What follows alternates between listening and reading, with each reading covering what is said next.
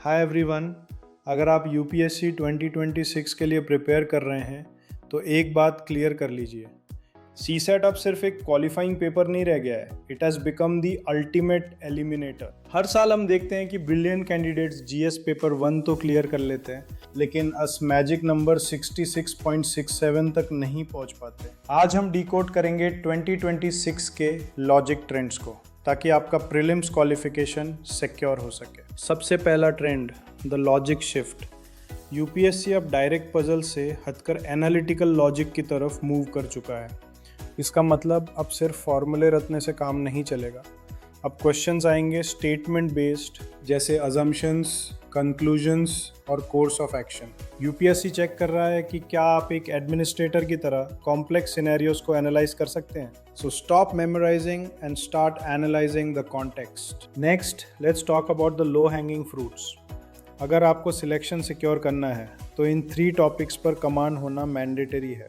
पहला, syllogisms, specially only a few और possibility वाले केसेस। दूसरा, blood relations and direction sense.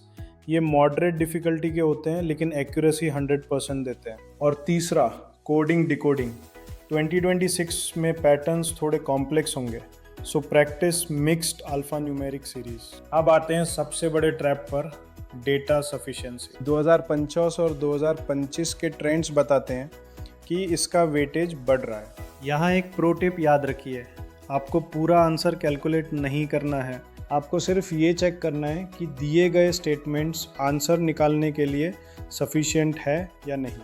इस सिंपल लॉजिक से आप अपना 50% टाइम सेव कर सकते हैं। फाइनली, 2026 का golden rule, CSAT is not about how much you know, it's about which questions you choose to skip. पहले 60 मिनट्स में सिर्फ वही 25-30 क्वेश्चंस उठाइए जिन पर आप 100% श्योर है। Don't let a complex circular puzzle kill your time.